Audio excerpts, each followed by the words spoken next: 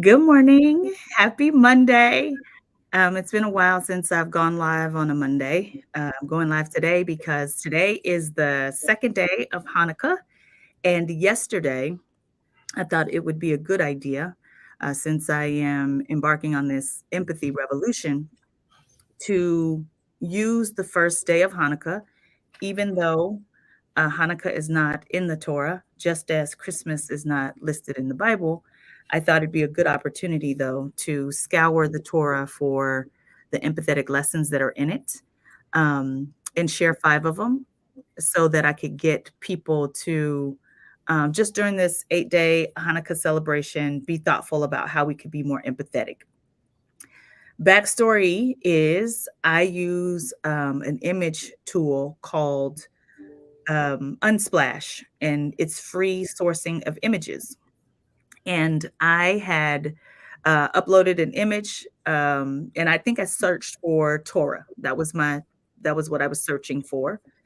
And then I saw an image with the Torah and the menorah in it, and I was like, "Oh, this is a perfect image," and I uploaded it to go with my article. And so I invited my friend David on today because, like many people, my friend groups are not as diverse as I would like for them to be. And so David is my like one Jewish friend. Thank you. I'm proud to be that one Jewish friend. And our life has been full of David making all kinds of mistakes and me being perfect, right, David? Correct. That is absolutely correct. And so since I'm so perfect, and you make all these mistakes, I thought it'd be a good opportunity for you to be able to talk about the one time that I screwed up. So, David, if you wouldn't mind, and we've got like a few people who are watching, if you could please let us know where you're watching from. I'd love to know that. And then if you have any questions, please share those. Or if you have any ways in which you are seeing this particular situation differently, please share that as well, because we'd like to be able to address it. So, David, tell me, tell the folks what happened, and how did you perceive it? Sure. So this came up like on Sunday morning. I woke up at like 5:30 to get up to do some other stuff, and I'm scrolling through the internet, and I see your post, and I see this Hanukkah, this kind of the first day of empathy you're talking about, and I see this image, and the image strikes me as odd.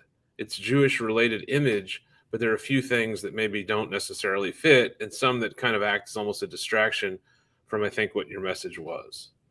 And so I don't know if you have the image not up, or if we don't, it's the image was of a Torah scroll. Well, I knew it was a Torah scroll because I read from the Torah, and the Torah is made on like animal skin, and someone actually sits there, a scribe actually sits there with like some type of feathered pen, I think, and dips it in ink and writes it. It's a big deal growing up in that culture, and the Torah was torn, and it looked like it was burned, and anytime a Torah is burned or ripped, it's actually supposed to be buried in some type of ceremony. And I'm not religious; I just have some knowledge of the religion. And in fact, I think like the Nazis were even burned the. And I laugh only because I know Nicole, Doctor. You didn't mean you didn't mean that, but I mean Like, like first of all, so here's how these things happen, right? Like you're like, oh, now I know all these things about Hanukkah. Let me celebrate. Mhm. I want to celebrate, and I'm going to be first at it. And this happens oftentimes with race. Yes, And I've done that. Believe me, when we first absolutely. met, it kind of happened in that way. So I'm super excited about all these new things I've learned, and I'm like, okay, I'm gonna find some empathetic lessons from the Torah, and I'm gonna show them today and show how much I know, right? And yeah, so I have the image. I have the image. I'm gonna show it, and then Great. let's talk about what's wrong with it, um, so that you can help people understand. Well, so a few things actually. I just noticed one more thing, by the way. Okay. So, and this is confusing as all get out, but just real quick.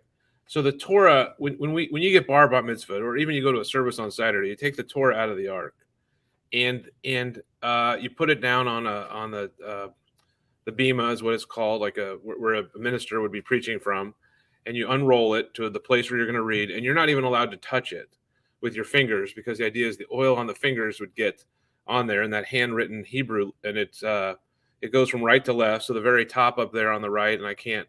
It's hard for Over me to here read. or over If here? you go down, yeah, right there. So top right, go over to the right now. Over the right, no, down. I'm sorry, down to the Okay. first line right there. Go up a little bit, up, right there. That's the first line Uh-huh. right there. But go down one Uh-huh. more line over to the far right. Uh-huh. So that actually says that's the word Adonai, and then Elohecha, and then I can't. It's hard to read the rest, but anyway, so that's the Torah. So you're not allowed to touch it. You use actually called a yad. It's like a finger pointer that you actually touch to it. So the idea of seeing a burnt, what looks like burnt Torah scroll, you would immediately like. There's actually like a 40-day mourning period or something if it happens in front of you, or if it falls to the ground, it's supposed to be buried or whatever. The other thing I just noticed, by the way, Doctor, which I had forgotten about, and this is confusing, okay, and this is again a subtlety, is that that's actually not a menorah. Oh. So I don't know where the other one comes from, but we had this at our synagogue where you had a 7 Oh, candle. yeah, I see it's 7, not 8. Well, and actually the menorah is actually 9 because it's 8 days of Hanukkah, and then there's a ninth wick. There's a ninth candle that's used to light the other 8. So what is So this? that is I forgot what it's called. I don't even know what it's called. I forgot. I think it's called a menorah, but I think the term menorah and Chanukiah are interchanged incorrectly. But anyway, that's not what you light on. I know that whatever the name is, that's not what you light on Hanukkah because there's only 7, and you need 8 candles plus the one to light with. So 1, and so here's the thing. You knew me already. Right. So because you knew me already, you knew that I had no idea that this, yeah, it's nuance. Yeah, it's Right. nuance, but it's not the right picture. That's right. And so I debated. And I love the fact, Doctor, that we're talking about the incident itself. It just happened yesterday, so it's still fresh. Yeah. The debate I had in my mind was, oh crap, do I tell her? Do I say something? Is anybody going to know? Am I the only one that really is looking at this that's going to know, that's going to care, whatever? And so I went back and forth on trying to figure out, do I say something? Because I knew it wasn't made with bad intention. And if anything, it was made with wonderful intention. But at the same time, is it going to distract from the message? So I just went into this mind chaos type situation in order to decide whether to tell you. Because you were like, I don't want her to feel bad, right? Correct. Like I know and this is nuance. Some people might not even know this. That's another thing you said. But you text me. I did, but also I look at you as an authority, certainly in terms of opening my eyes to things. So then I'm almost like approaching my teacher to a certain extent on stuff, and so all that. Are you trying to say that there's a power position here? There is a power position here. So I'm like, it's all these things, you know. So, but I texted you and I said, hey, I decided that the benefit of doing it, because I knew you'd be receptive to it, and I wanted to do it in the way that my intention was to educate and help you with your message that I believed I knew you wanted to make. And so I texted you and said, hey, what's going on? And I think one of the first things we talked about is kind of the interesting way how you got the image. I think was one of the things. Yeah. So I think there are 2 things that I want to like call out specifically. One is, if you don't have friendships for people who are different from you, there's nobody who's going to likely call you to tell you that you've made a mistake. And I will, what I think is important is that you push through whatever fear you had to send me a text message. But then also, I was open and willing to hear from you that there was a potential problem that needed to be addressed, and no matter how small. And so Right. when we are talking about race, part of the problem that shows up is, one, Black people in particular get tired of having to tell people because it happens, it happens so much. And then when we do tell people, they tend to cry. And I mean, whoever's watching, can, let us know if that's your experience or not. I do not speak for everyone who is Black, but many times, if not tears, you get resistance and defensiveness. And, well, I'm a good person and I'm not racist and I'm trying to sell. And I don't tend to like to say about how I get things right, because I get things wrong a lot. But I think it's important for me, when you're trying to tell me that that something might not be the right imagery, to be open to that idea. What's your thoughts on that? I agree with that. I guess, Doctor, my question for you is, when I first texted you and you realized there may be something wrong with it. I mean, again, what were you feeling inside? What was going through your mind? You're like, oh crap, this is, or what, tell me that, because there was a time when I talked on the phone, I got the impression, at least initially, there was a little bit of like, oh, what do I do? What do I got to do? What do I got to do to kind of fix this? But Yeah, I'm just, oh, yeah. So I use a an acronym called LAST. It's whenever something bad happens in an organization, to help me. And one is, when I think about LAST, it means listen. So I'm like, okay, and I'm trying to do this quickly, right? And it is apologize. It is like fix it and then try to do it as quickly as possible, right? Like, and so state what your fix is going. State, the S is for state what your fix is going to be, and the T is like do it like fast, like as quickly as possible. And I try to tell my clients that that T needs to be in the first 24, 48 hours. When you see things blow up and they're like, and people are harmed, usually it's because no one listened, no one apologized, or if they did apologize, it was a terrible one. They did not state what their action was going to be, and they certainly didn't do it in a timely fashion. So when you sent me the note, my very human reaction was, holy crap, uh let me like I went to S first, like state my action to fix it, because you know how the internet can be, yeah, so I wanted to take it down to fix it, to replace the image. And so let me share what I replaced it with right away, like, because I hadn't had a chance to talk to you, right? We were just texting. right, right, And so because we were just texting, I shared, I almost don't want to show it. Here's the one I showed, the one on the right here. And then right. And that was right. So that is still another. And again, I didn't know at the time. That's this, this seven is candles. 7 candles, so it's not a menorah. I Right. didn't even bother to It's count sitting it, on top of the Torah scroll, which which you you would would never never do. do. And Right. so, and then I said, okay, well, what about this guy? Let me just get away from Hanukkah altogether, because the article's not even really about Hanukkah. Let me find another one. And I said, hey, there's this guy holding the Star of David. And you were like, I got all kinds of prejudices against that. So, Yeah. this was what I noticed. All of the free options, all of the free options, all of the free options were kind of prejudiced, subtly like ignorant.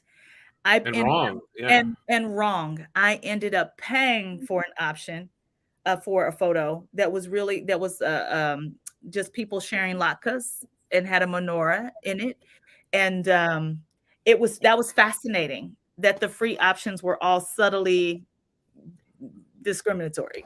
But what I did find as I think it through, your reaction was not, well, I meant well. I don't have to change anything. It wasn't my intent to be bad. Why are you attacking me? I mean, that was not the No, reaction. And I've definitely seen that reaction, particularly in the context of race, when black people are trying to educate white people or just bear with them to a certain extent. I've seen, and I've probably done that. Well, I can't remember when I've done it. I'm sure I have done it, but that was not your reaction. It was very much open to, all right, let's talk about it. Tell me what the issue is. Let's see what we can do to fix it. And I appreciate that. But the other part I was thinking about was when you got to go, the idea being that you had this really good intention, you went to a collection of photos, and you with that good intention selected photos that had been put together by somebody else that were incorrect. And so it would have been a perpetuation of something incorrect, but done with really good intentions on your part. and that's why bias, that's why we have to have lots of different representation, because otherwise bias is going to get in the way. So here's the image that we ultimately ended up going with. Um, Oh, and that's wrong. That's right. and here's what I noticed. Look, it's wrong too. It's 7, but the latkes look good. The lakas, but see, that's not even a menorah. And That's I not even actually Torah. paid for this image. And Oh, so when you consider how bias and cultural harm happens, religious harm happens, it is because whoever's taking these photographs, who's ever sourcing these images, they just put a little set together. They found something like that. Oh, this is I, it's amazing how it happens. And I think it's important for those of us who find ourselves in on the offending end to recognize um, that when we're the offended, what it feels like, right? Like I had to tap into what it feels like when I am harmed so that I could respond to you appropriately, right? Yeah, Like now, what I did get you for though was David, you ain't even read my article. Can you read my article, please? I did. But I will say, I will say, what's interesting about it though, Nicole, is I wasn't, I wasn't offended, and I don't know why I wasn't offended. I know you personally, and I know your intentions, and I guess if there was, I'll tell you what, I was kind of more offended by, and offend it's maybe too strong a word, but you and I were talking a while ago about this article in the Kansas City Star, and I forgot there was an article in the Kansas City Star about something Judaism related, Oh, and they yes. had a stock photo, and they picked the black hat with they're called payas coming down here, and the beard and the whole. I mean, it's a whole, like, it's almost a cult, right? It certainly doesn't represent the Judaism that I'm part of, and or the infinite number of Jews that I grew up with. And no, none of it. Well, it's maybe a few, but very few. It's not representative. But yeah, Mhm. they took a stock photo of Judaism that had nothing to do with the Chabad house, and they put that as the photo of Jews. And Yeah. that I was like, It was why do they need to be perpetuating doing that? it was perpetuating a stereotype. Correct. Yeah, Correct. when you and I get together, we talk about the subtle ways that stereotypes happen all the time. You know, if you think I'm gonna I do believe that racism is political because racism is reinforced by law, institutional law, and policy and practice. And you know, I think that because you're a criminal defense attorney. And when you decide that any old black person will do for an office as high as the United States Senate, you are perpetuating the stereotype that we are underqualified, not qualified, not very intelligent, and yet we check the box of race. So let's give this person all the votes. And I'm sure that's not the reason why everyone voted for him, but I cannot imagine 1.7 million people voting for a person um, who cannot articulate a sentence, you know, does not know that the Senate is part of Congress, does not know the difference between the House of Representatives and Senate. Why am I bringing this up? We've got to do better. We've got to, when something is just slightly true based on our lived experience, we have to question, and that's what you're good at. You're good at asking questions. I enjoy doing it, and I enjoy learning from you, especially. So Look, sometimes I feel like I'm in court, and you're the attorney on the other side. I'm like, dude, I didn't do it. Um, but we also have to, when we're not under the gaze of other people, actually have true friendships. There are three dimensions of cultural responsiveness, and I know that's a very academic term, but one is the personal, one is the interpersonal, and one is like the institutional. The institutional stuff, the laws are actually really easy to change. When we know they're discriminatory, we can do it right away. We just don't. The interpersonal is, how do we engage with each other? You know, how, when I am with someone else, how can I make sure that I am doing what's necessary um, to ensure that I'm showing up in ways that everybody feels like they have a sense of belonging? That actually is not that hard either. We know how to do that. The hardest thing to do, David, is to personally change the way I move in the world so that my biases are not guiding all of my decisions and impacting the way I show up in ways that I might not be aware of. And people don't like to do that. Because our relationship, we've known each other now, what, 3 years? at least. Yeah. And at the beginning, I was like, Lord, this man. Remember what can I tell people what you said the first time I, we were like, I try to forget, but go ahead. Go you're ahead. like, I'm not white. Do you remember that? No. And now it's laughable to even think about. You're like, dude, I don't have a pickup truck and the flags off. I'm not white guy. And I was like, David, what are you talking about? And now you can shake your head. Yeah, so there's one other thing we wanted to talk about. David, lead the way. So, and I don't follow basketball, But Good. I just don't follow it. But what I found interesting in basketball, there was a certain player whose name I don't even recall now, who made a comment about It was Kyrie Irving, Kyrie Irving. and Okay. he didn't make a comment. He posted a link to a video, a movie.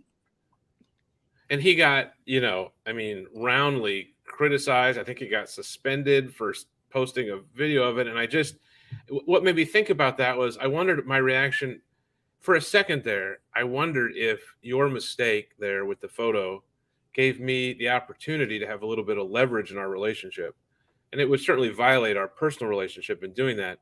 What if I came back and was like, how dare you do, and I all of a sudden almost fake this outrage over it Uh-huh. to give me some type of leverage or supposed power in the dynamic in that relationship, how much harm that would have caused. And it wouldn't have gone anywhere. It wouldn't have gotten a good response from you, certainly. But yet that's what I feel happened in that situation, that all of a sudden that he would be so roundly condemned for something that certainly interpolating it out could be offensive, but I'd rather have a discussion about it than take sides like we're on a football team or a basketball team. We got to fight each other. Mhm. One thing that for me was very telling about the Kyrie situation is, while I use last, listen, apologize, state your action really quickly, like fix it, and then like do it, give us a timeline really and what you're gonna do it. The racial undertones for how they were asking Kyrie to apologize was like stand in front of like they were not the history of racial terror in this country. Almost 100% of the time included a Black person standing in the square being lashed in front of everyone else, if not hung. And it was a present day example of that. And here's a lawyer, I think you will appreciate this point. The white Jeff Bezos, who has the video available on Amazon, has no culpability, Yeah. He's no. making money off of it. Yeah. Yeah, I was really bothered by it didn't even dawn on me the Bezos part, but I was just bothered by the way he was treated. And I think that what happens, unfortunately, what you've done here, and hopefully with me, part of it, is we can turn these situations that could go either way. It could go like I guess what Mr. Irving went, or it could go how this went. But what if we use those as learning opportunities and opportunities for discussion? And I think everyone walks away just a little bit more nourished in terms of their level of knowledge, and probably developing their empathy muscle, however you want to call it, Yeah. a little bit more. Yeah, Pastor Darren Edwards is the one who introduced us to each other. And Hello, Pastor. and for like at least a year, I was praying that God would help forgive him of his sins. Hey, listen, do I say happy second day of Hanukkah? Sure. I mean, I appreciate. Happy Hanukkah works. I appreciate that. So thank you Happy very much. Happy Hanukkah. And if you're supposed to give people gifts, you know where I live. Absolutely. By the way, me too. I get 8 of them. 8, 8. And we celebrate Christmas just because. What else are you going to do on that day? And then go to a movie and eat Chinese food. So thanks for having me on, Doctor. Listen, it is always a pleasure. Listen, I hope y'all join the empathy revolution. If you are not familiar with how to do so, you may go to drnicoleprice.com, and doesn't cost you a thing to just be able to say that you are an empathy revolutionary. And if you have pushback or comments or questions, you can still comment on this in the comment section, and I'll see them later, and we'll try to get to all of them. Thank you all so much. Happy holidays. How about you too?